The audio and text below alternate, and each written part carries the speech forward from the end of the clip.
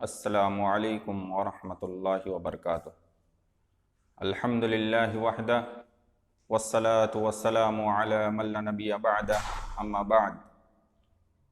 اعوذ باللہ من الشیطان الرجیم، اقرأ باسم ربک الذی خلق۔ عزیز طلبہ، آج جس کتاب کو لے کر آپ کی خدمت میں حاضر ہوا ہوں وہ ہے شرح العقیدۃ الواسطیہ۔ تو آج کا درس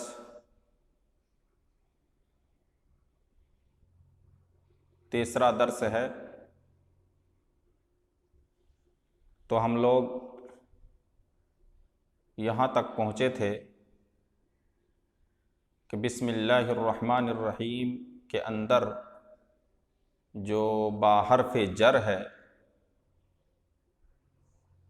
اس کا متعلق فعل ہے یا اسم ہے۔ تو بعض لوگوں نے کہا تھا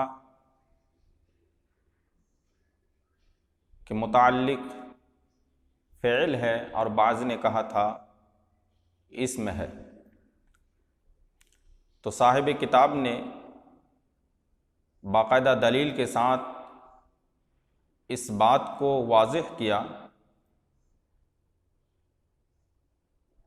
کہ باحرف جر کا متعلق فعل بھی ہو سکتا ہے اور اسم بھی ہو سکتا ہے، جس طرح سے اللہ رب العالمین کا فرمان ہے اقرأ باسم ربک الذی خلق۔ اس آیت کریمہ کے اندر باحرف جر کا متعلق فعل ہے، اور دوسری آیت میں اللہ رب العالمین نے فرمایا دوسری جگہ بسم اللہ مجریہا۔ اس آیت کریمہ کے ٹکڑے کے اندر اللہ سبحانہ و تعالی نے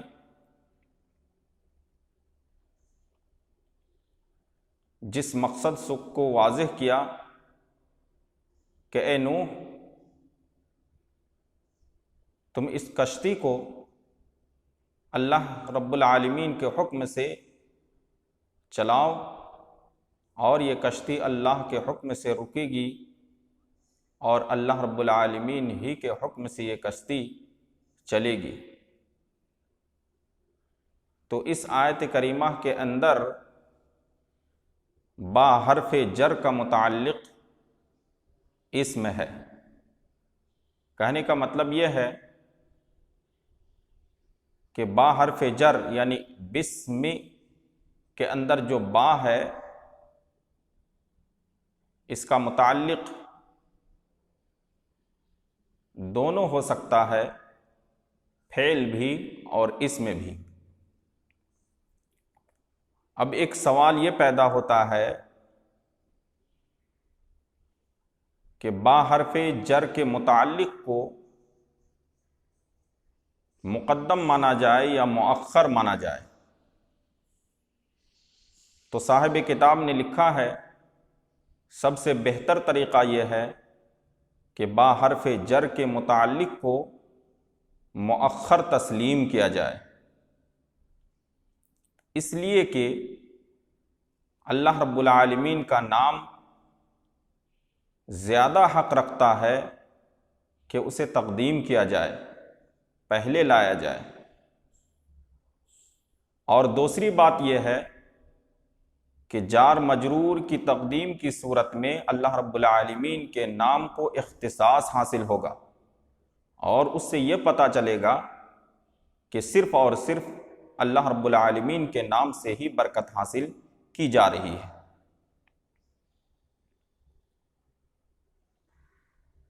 مزید میں آج کے درس کا خلاصہ واضح کرتا چلا جاؤں کہ لفظ اسم جو ہے اس کا اصل مادہ کیا ہے۔ تو بعض نے کہا ہے اس کا اصل مادہ سماتن ہے، اور سمتن اصل میں وسمن تھا، واو سین میم، وسمن۔ واو کو حذف کر کے اس کے عوض آخر میں تاء مدورہ لگا دی گئی ہے، اور سمتن کا معنی ہوگا العلامت، نشانی، علامت۔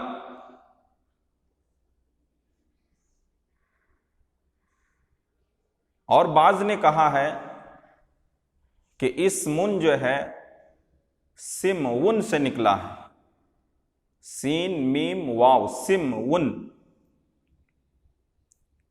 جس کا معنی ہوتا ہے اونچا، بلندی۔ صاحب کتاب نے لکھا ہے کہ هو المختار، اسمن کا اصل مادہ سمون ہی ہے، یعنی سین میم واو، اونچا، بلند۔ بہرحال تو اسمن کا اصل مادہ ہوا سمون، یعنی سین میم واو،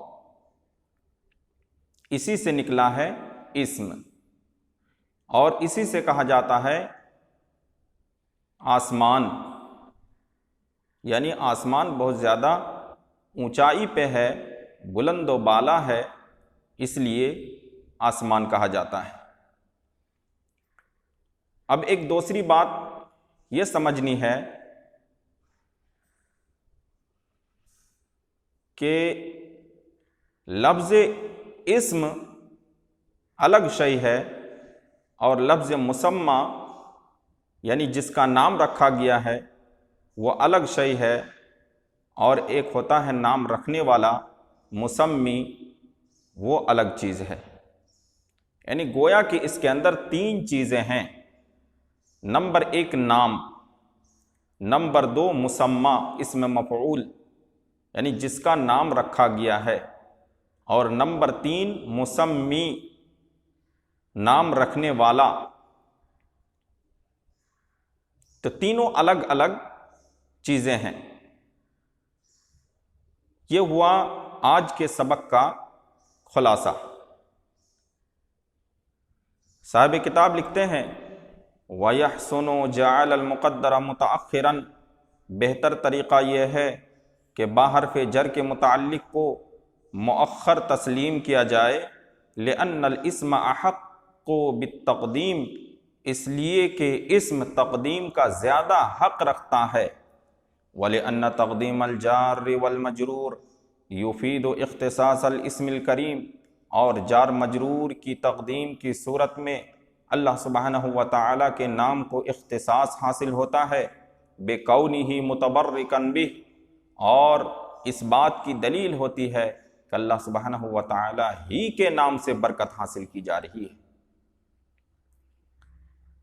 والاسم، اور اسم کس کو کہیں گے، هو اللفظ الموضوع لمعنى تعیینا له او تمئیزا، اسم وہ لفظ ہے جو وضع کیا گیا ہے، یا اسم وہ لفظ ہے جو بنایا گیا ہے کسی معنی کے لیے، جو اس کی تعیین کرتا ہے یا پھر تمییز دیتا ہے، یعنی فرق پیدا کرتا ہے۔ وَاخْتُلِفَ فِي اصل اشتقاقِهِ،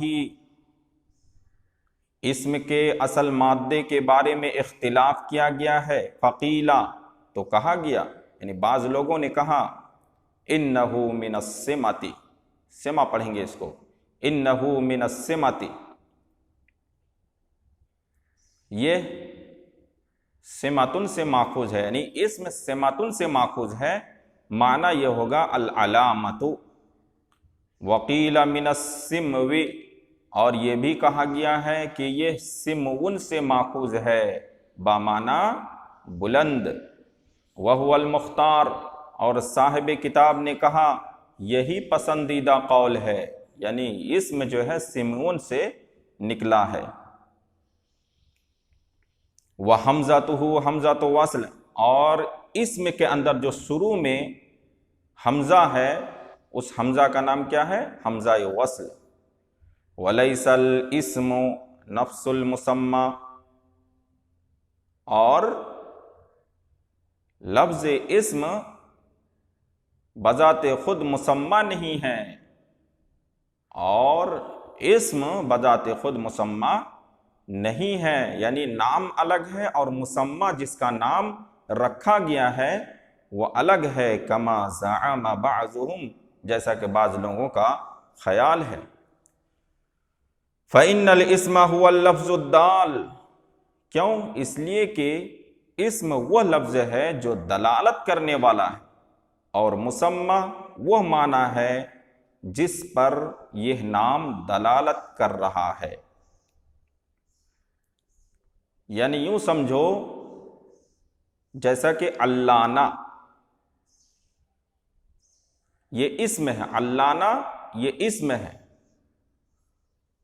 اور علانہ کی جو باڈی ہے، جسم ہے، یا اس کی جو ذات ہے وہ مسمى ہے۔ علانہ نام ہے اور علانہ کا جسم اور باڈی یہ مسمى ہے، تو دونوں الگ الگ چیز ہوئی۔ اور ایک چیز اس کے اندر آئے گی، مسمی، یعنی جس نے نام رکھا علانہ، جیسے کہا جاتا ہے سمیت ولدی محمدن، یا سمیت ولدی علانہ، میں نے اپنے لڑکے کا نام علانہ رکھا، یا پھر میں نے اپنے لڑکے کا نام محمد رکھا۔ تو نام رکھنے والا الگ آدمی ہے، دوسرا آدمی ہے۔ وَلَيْسَ هُوَ كَذَلِكَ، اور اسی طرح نفس مسمى یعنی تسمیہ نہیں ہے، یعنی مسمی مسمى اور اسم کی طرح نہیں ہے۔ فَإِنَّهَا فِعْلُ الْمُسَمِّي، اس لیے کہ یہ نام رکھنے والے کا کام ہے۔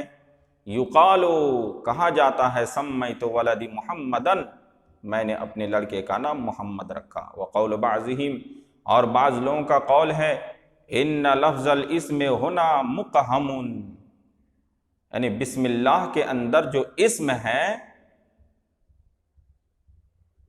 تو اس اسم کے بارے میں بعض لوگوں نے کہا کہ یہاں وہ اسم زائد ہے، لا يناسب السیاق، یعنی سیاق و سباق سے اس کا کوئی تعلق نہیں ہے۔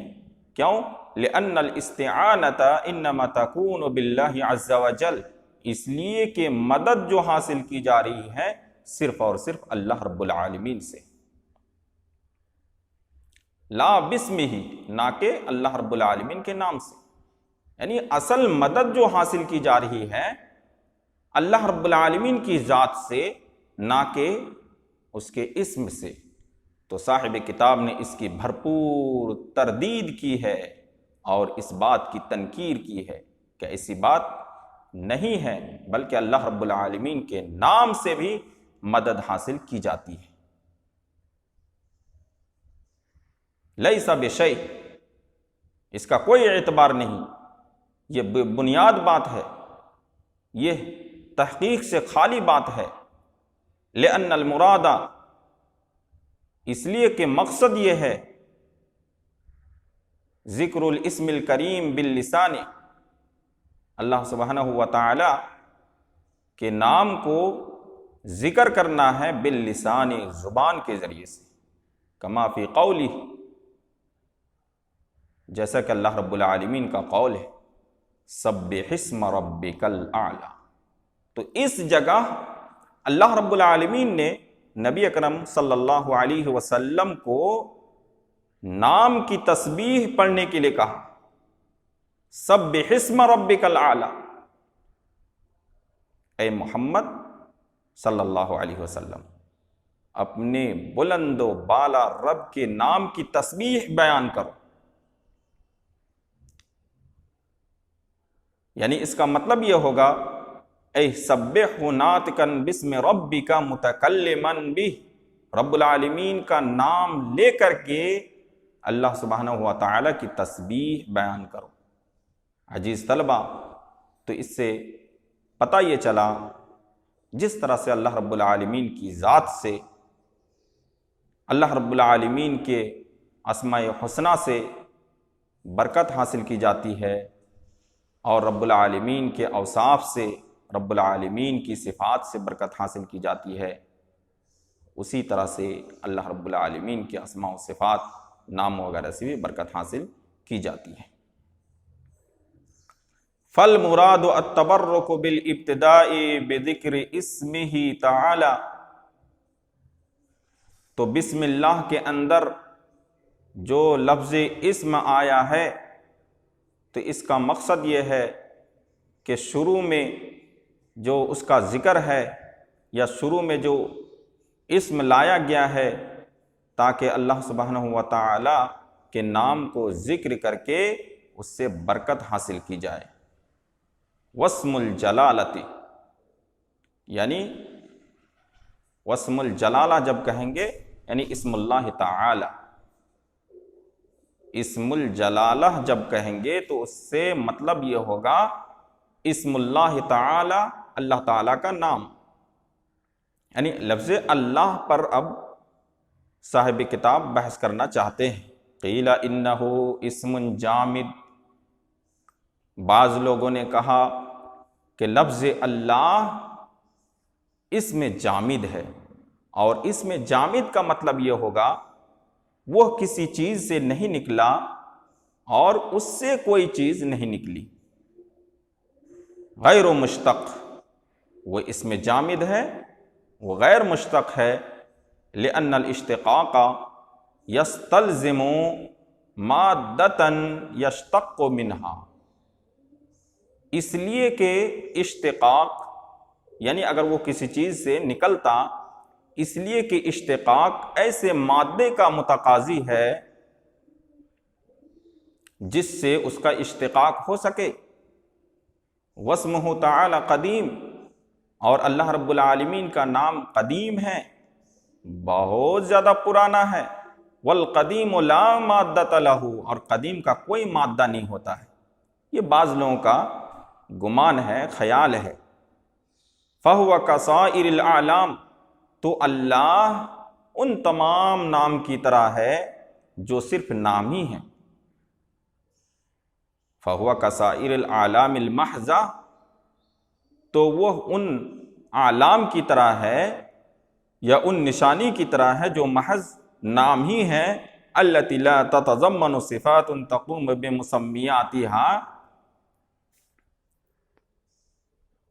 جو ان صفات کو متضمن نہیں ہے جن کا قیام ان کی مسمیات سے ہوتا ہے۔ یہ تو بعض لوگوں کا خیال ہے، کیا خیال؟ کہ لفظ اللہ جو ہے یہ کسی چیز سے نہیں نکلا ہے اور اس سے کوئی چیز نہیں نکلی ہے۔ کیوں؟ اس لیے کہ لفظ اللہ بہت زیادہ پرانا ہے اور پرانے کا کوئی اشتقاق نہیں ہوتا ہے۔ صاحب کتاب اب لکھتے ہیں وَالصَّحِيحُ أَنَّهُ مُشْتَقٌ، صحیح بات یہ ہے، درست بات یہی ہے کہ لفظ اللہ کا بھی اشتقاق ہے، یعنی یہ بھی کسی سے نکلا ہے، بلکہ واختلف فی مبدأ اشتقاقہ، اس کے اصل مادے کے بارے میں اختلاف کیا گیا ہے۔ فقیلا، تو بعض لوگوں نے کہا من الہ یا اللہ الوہتن و الہتن و الوہیتن، یعنی لفظ باب فتحہ سے پڑھیں گے الہ یا اللہ الوہتن و الہتن و الوہیتن،